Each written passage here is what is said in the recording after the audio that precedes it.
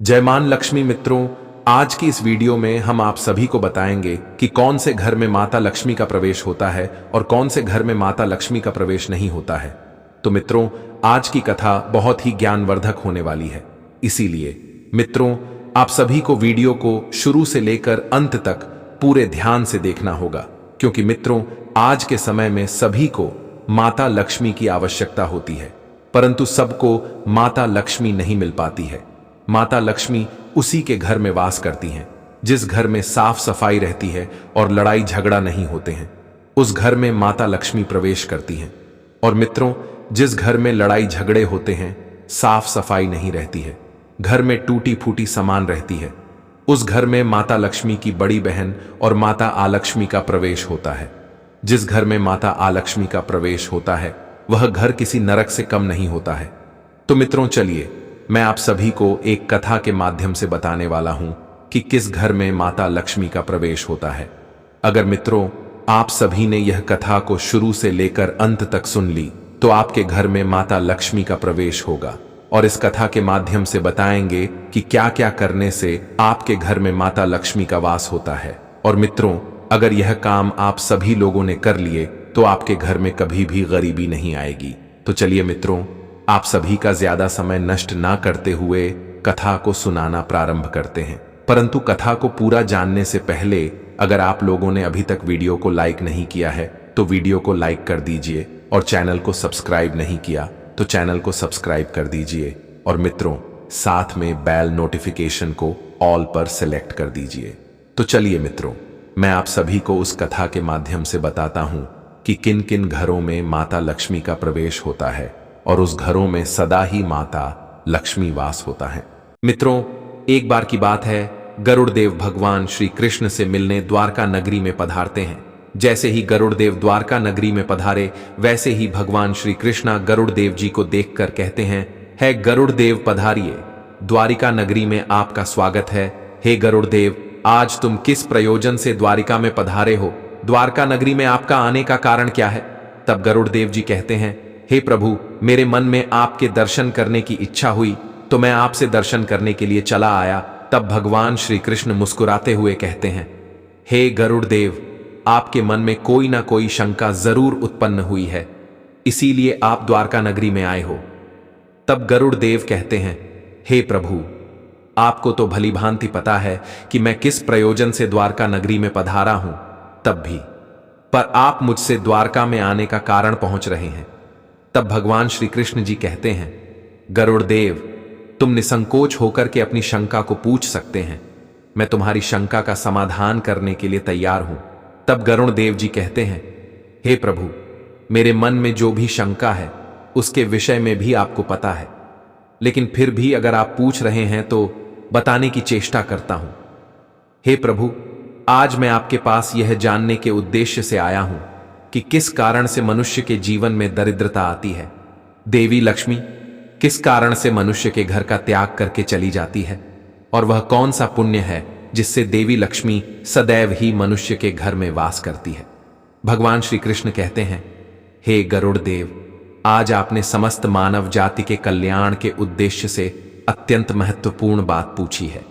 देवी लक्ष्मी के कारण ही मनुष्य के घर में सुख समृद्धि का वास होता है, और जब देवी लक्ष्मी घर का त्याग करके चली जाती है, तो उस घर में दरिद्रता का ही वास होता है।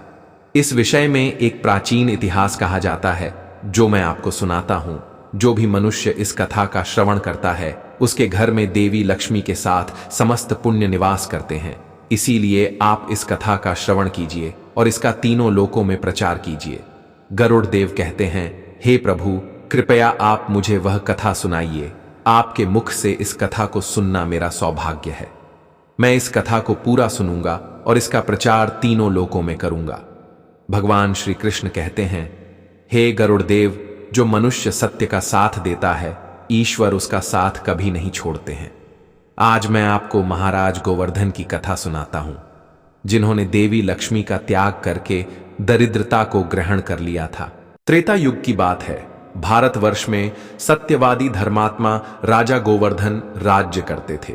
उनका राज्य मध्य प्रदेश पर था। उनके राज्य की प्रजा उनसे अत्यंत संतुष्ट रहा करती थी।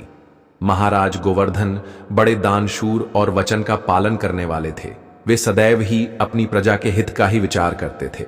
महाराज गोवर्धन इतने दयालु थे कि उनकी महानता का परिचय इस बात से पता चलता है, जब भी उनके नगर में कोई भी साधारण मनुष्य बिक्री करने के लिए बाजार में अन्न, सब्जी, वस्त्र आदि प्रकार की कोई भी वस्तु लाता, और यदि वह वस्तु संध्या काल तक नहीं बिकती तो उसे राजा स्वयं खरीद लिया करते थे, ताकि उनके राज्य से कोई खाली हाथ ना जा सके। अपनी प्रजा के हित के लिए राजा ने यह सत्य की प्रतिज्ञा की थी। संध्या काल होते ही राजा के सेवक शहर में भ्रमण करते, और जब वे किसी को कोई वस्तु या द्रव्य लेकर बैठा हुआ देखते जिसे किसी ने खरीदा ना हो, तो महाराज के सेवक उस व्यक्ति से उन वस्तुओं की कीमत पूछते और उसकी इच्छा और जरूरत के अनुसार उसकी जो भी कीमत होती वह कीमत देकर उसकी वस्तुओं को खरीद लेते थे। इस प्रकार से महाराज के ऐसे दयालु स्वभाव को देखकर अनेक लोग प्रसन्न होकर उनकी महानता की चर्चा करने लगे। महाराज गोवर्धन की कीर्ति तीनों लोकों में होने लगी। देवता भी उनकी प्रशंसा करने लगे। जब यह बात धर्मराज को पता चली तो एक दिन स्वयं धर्मराज ने ही महाराज गोवर्धन की परीक्षा लेने की सोची। फिर एक दिन स्वयं धर्मराज एक ब्राह्मण का वेश धारण करके महाराज गोवर्धन की नगरी में प्रकट हुए। उन्होंने अपने साथ दरिद्रता की कारक टूटी फूटी चीजें, कूड़ा करकट और कचरा एक पेटी में भर कर ले लिया, अर्थात उन्होंने दारिद्रता की एक पेटी में भर लिया, और उस पेटी को लेकर वे सत्यवादी महाराज गोवर्धन के नगर में उनकी परीक्षा लेने के लिए पहुंच गए। धर्मराज उस नगर के बाजार में उस कचरे से भरी पेटी को लेकर बेचने के लिए बैठ गए, किंतु कौन व्यक्ति कूड़ा कचरा खरीदेगा। पंडित रूपी धर्मराज दिन भर वहीं पर बैठे रहे, लेकिन किसी ने भी उनका कूड़ा कचरा नहीं खरीदा। जब संध्या काल हुई तब राजा के सेवक हमेशा की तरह ही बाजार में घूमने लगे। जिसका भी बिक्री का सामान बचा होता उसे वे उचित धन देकर खरीद लेते थे, ताकि कोई खाली हाथ घर न जा सके। फिर उन सेवकों ने देखा कि एक पंडित अपनी पेटी लेकर बैठा हुआ है। राजा के सेवकों ने उन पंडित महाशय के पास जाकर पूछा, हे पंडित महाराज, आप इस नगर में नए दिखाई दे रहे हैं, क्या हुआ? आपका सामान किसी ने भी नहीं खरीदा, ऐसा क्या लेकर आए हैं? आप अपनी इस पेटी में महाराज के आदेश से हम आपका यह सामान खरीदने के लिए आए हैं, कृपया बताइए आपकी इस पेटी में क्या है और इसका मूल्य कितना है? तब उस पंडित ने कहा, हे सैनिकों, मैं इस पेटी में दारिद्र्य लेकर आया हूं, अर्थात कूड़ा करकट भरकर ला आया हूं, और इसका मूल्य 1500 सुवर्ण मुद्राएं हैं। उस पंडित के ऐसे विचित्र वचन सुनकर वे सभी सैनिक हंसने लगे, और फिर उन्होंने उस पंडित से कहा, हे पंडित, आपकी पेटी में कूड़ा भरा हुआ है, इसे कौन लेगा? इसका मूल्य तो 1 पैसा भी नहीं है। फिर उस पंडित ने कहा, हे सैनिकों, यदि इसे कोई नहीं लेगा तो मैं इसे वापस अपने घर लेकर जाऊंगा। मैंने तो सुना है कि आपके महाराज यहां से किसी भी व्यापारी को खाली हाथ वापस नहीं जाने देते, उसका सारा द्रव्य खरीद लेते हैं। लगता है मैंने आपके महाराज के बारे में झूठ सुना है। उस पंडित की ऐसी बात सुनकर राजा के सेवकों ने कहा, हे पंडित, आपने सही सुना है, हमारे महाराज किसी भी व्यापारी को खाली हाथ घर नहीं भेजते, उसका सारा माल खरीद लेते हैं। इसीलिए तुम थोड़ी देर रुको, हम अभी महाराज के पास जाकर आते हैं। फिर उनमें से एक सेवक महाराज गोवर्धन के पास जाता है और उनसे कहता है, हे महाराज, आज हमारे नगर के बाजार में एक पंडित आया है, वह बड़ा ही विचित्र है। वह अपनी पेटी में कूड़ा कचरा भरकर लाया है और उसका मूल्य वह 1500 सुवर्ण मुद्राएं बता रहा है। तब महाराज ने कहा, हे सैनिकों, तुम जाकर उसके सामान का मूल्य जो कम से कम हो सके उतना उसे देकर उसका सामान खरीद कर लाओ। उसे उसकी वस्तुएं लेकर वापस मत जाने दो, अन्यथा मेरा वचन झूठा हो जाएगा। फिर राजा के सेवक उस पंडित के पास जाते हैं और कहते हैं, हे पंडित, हम तुम्हारे इस पेटी का मूल्य 400 स्वर्ण मुद्राएं देते हैं, तुम इतनी मुद्राएं लो और प्रसन्नता से अपने घर चले जाओ। किंतु उस पंडित ने कहा, हे सैनिकों, मैं 1500 स्वर्ण मुद्राओं से 1 पैसा कम नहीं लूंगा। यदि तुम मेरा सामान खरीदना चाहते हो तो खरीदो, नहीं तो मैं अपना सामान लेकर वापस चला जाता हूं। तब उन राजा के सेवकों ने कहा, हे पंडित, ठीक है, अब हम तुम्हें इस पेटी के बदले 1000 मुद्राएं देते हैं, इतना मूल्य तुम्हारे लिए सही रहेगा। लेकिन फिर भी वह पंडित नहीं माना और वह पंडित उस पेटी का दाम बढ़ा देता है और कहता है कि मैं अब इस पेटी में भारी कूड़े कचरे को 2000 स्वर्ण मुद्राएं लेकर ही बेचूंगा। और वह पंडित 2000 स्वर्ण मुद्राएं पर अड्डा रहा और कहने लगा, मेरा सामान लेना है तो लो, नहीं तो मैं चला। तब फिर से वह सैनिक लौटकर राजा के पास जाता है और उनसे कहता है, हे महाराज, उस पंडित को हमने 1000 मुद्राएं देने की कोशिश की, किंतु वह फिर भी नहीं मान रहा है और उसने अपनी बेटी का दाम 1500 से बढ़ाकर 2000 स्वर्ण मुद्राएं कर दी हैं और वह पंडित 2000 स्वर्ण मुद्राएं मांग रहा है। हे महाराज, आपको उसका कचरा 2000 मुद्राओं में नहीं खरीदना चाहिए। महाराज गोवर्धन कहते हैं, हे सैनिकों, ये मेरे सत्य की प्रतिज्ञा है। मैं किसी भी व्यक्ति को अपने राज्य से खाली हाथ जाने नहीं दे सकता। हम सत्य का त्याग कभी नहीं करेंगे, इसीलिए तुम लोग जाओ और वह ब्राह्मण जो कीमत कह रहा है उसमें उसकी वस्तुओं को खरीद कर लेकर आओ, इसमें संकोच मत करो। फिर वह सिपाही पंडित के पास लौट करके आ गए। उन्होंने उस ब्राह्मण को 2000 सुवर्ण पंडित दी और उसकी दारिद्र्य से भरी हुई पेटी ले ली। वह पंडित मुद्राएं लेकर चला गया और फिर सिपाही उस दारिद्र्य से भरी पेटी को लेकर राजमहल में लौट आए। फिर महाराज ने उस पेटी को राजमहल के अंदर रखवा दिया। रात्रि में जब सोने का समय हुआ तब महाराज के राजमहल के द्वार से एक अत्यंत सुंदर स्त्री निकली। उस स्त्री के 6 हाथ थे, हाथों में कमल पुष्प थे। उस सुंदर स्त्री ने नाना प्रकार के आभूषण धारण किए हुए थे। महाराज महल के बाहर बैठे हुए थे।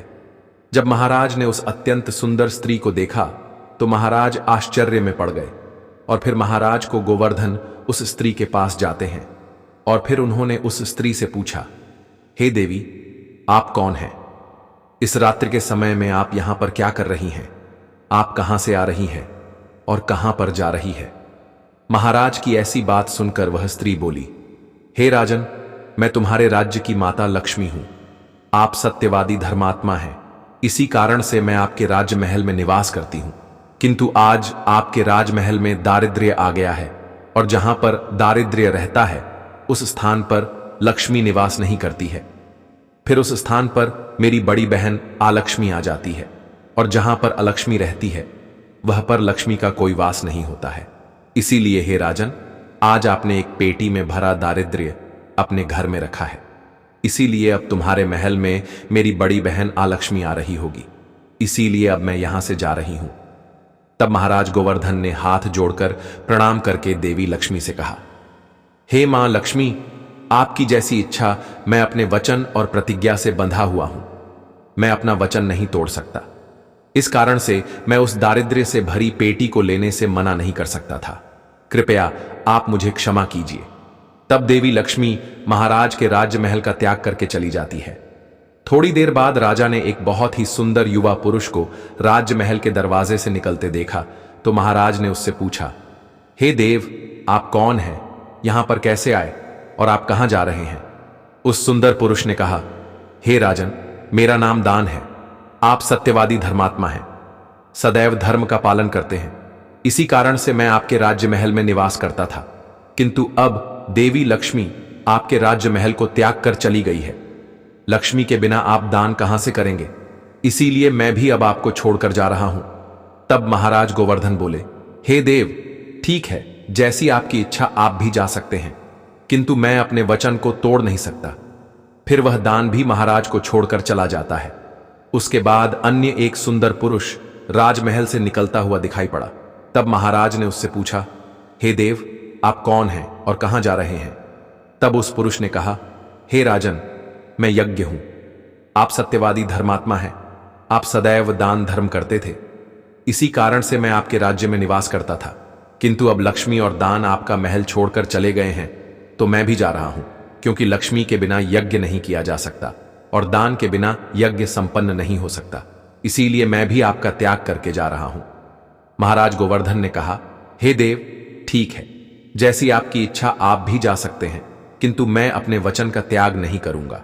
फिर वह यज्ञ भी राजमहल को छोड़कर चला जाता है। फिर कुछ समय बाद अन्य एक अत्यंत सुंदर पुरुष राजमहल से जाता हुआ दिखाई देता है। तो राजा ने उसे भी पूछा, हे महाशय, आप कौन हैं और राजमहल छोड़कर क्यों जा रहे हैं? तब उस पुरुष ने कहा, हे राजन, मैं यश हूं। आपके पुण्यों के कारण मैं आपके घर में निवास कर रहा था, किंतु अब आपके यहां से लक्ष्मीदान यज्ञ आदि सब चले गए हैं, तो उनके बिना आपको यश की प्राप्ति नहीं हो सकती। इसी कारण से मैं भी यहां से जा रहा हूं। तब राजा ने उसे भी नमस्कार किया और आदर पूर्वक जाने दी। फिर उसके बाद अन्य एक अत्यंत सुंदर स्त्री राजमहल से निकली, जिसने सुंदर वस्त्र परिधान किए हुए थे। उसे देखकर राजा ने पूछ लिया, हे देवी, आप कौन हैं और आप किस कारण से मेरे राज्य महल का त्याग कर रही हो? तब वह स्त्री बोली, हे राजन, मैं कीर्ति हूं। लक्ष्मीदान यज्ञ और यश ने भी आपका साथ छोड़ दिया है, तो उनके बिना मैं भी आपके राज्य महल में नहीं ठहर सकती, इसीलिए मैं भी जा रही हूं। तब राजा ने उसे भी जाने दिया। फिर अंत में एक अत्यंत सुंदर पुरुष राजमहल से निकला और उसे देखकर राजा ने पूछा, हे देव, आप कौन हैं और आप भी हमारे राज्य महल को छोड़कर क्यों जा रहे हैं? तब उस पुरुष ने कहा, हे राजन, मैं सत्य हूं। आप एक सत्यवादी धर्मात्मा राजा है, इसीलिए मैं आपके यहां निवास करता था। किंतु अब आपके यहां से लक्ष्मीदान यज्ञ यश कीर्ति आदि सभी चले गए हैं, तो मैं भी यहां से जा रहा हूं। तब महाराज गोवर्धन ने कहा, हे सत्य, आप भी मेरा त्याग कर रहे हैं, किंतु मैंने तो आपका कभी त्याग ही नहीं किया। आपका त्याग ना करने के कारण ही सभी मुझे छोड़कर जा रहे हैं, इसीलिए आप मुझे छोड़कर कैसे जा सकते हैं?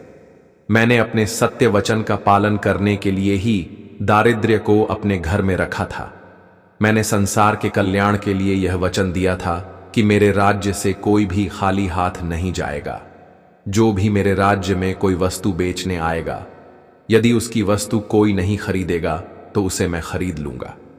इसीलिए मैंने अपने सत्य वचन का पालन करने के लिए उस पंडित को 2000 सुवर्ण मुद्राएं देकर उससे दारिद्र्य खरीद लिया था।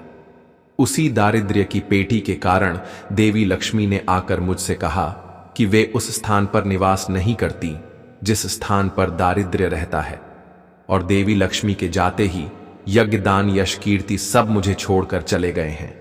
मेरे सत्य वचन का पालन करने के लिए ही मैंने उन सभी को जाने दिया, और अब आप भी मुझे छोड़कर जा रहे हैं।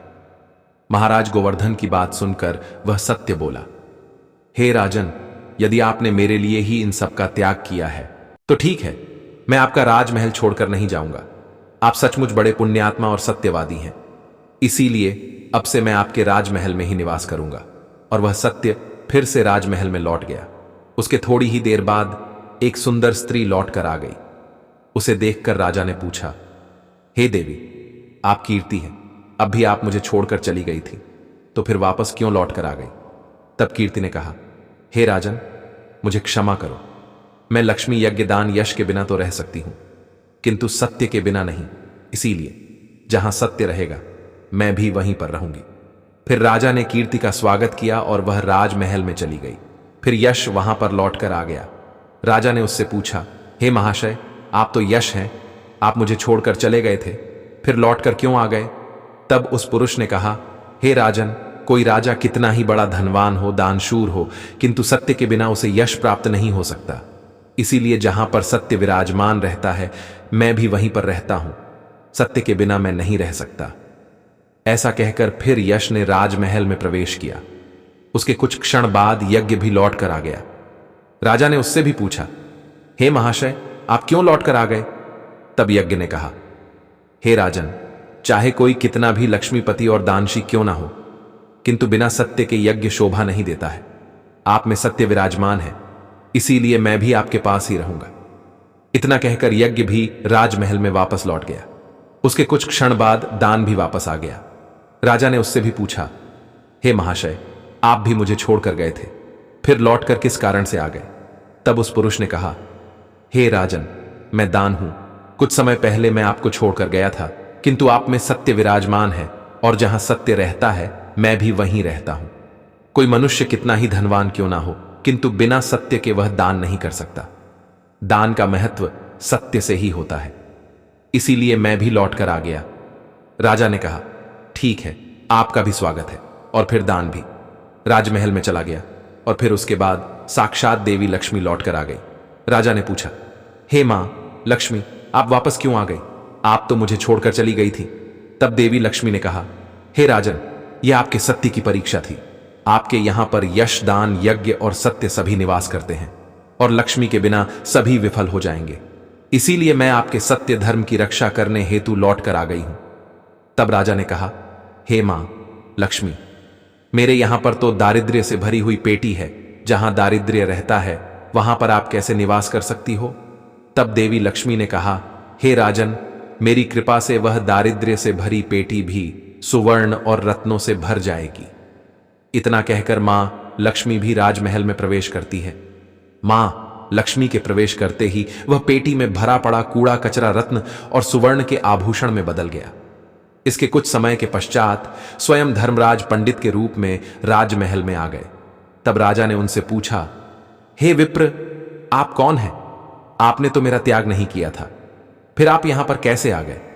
तब उस पंडित ने कहा, हे राजन, मैं साक्षात धर्मराज हूं।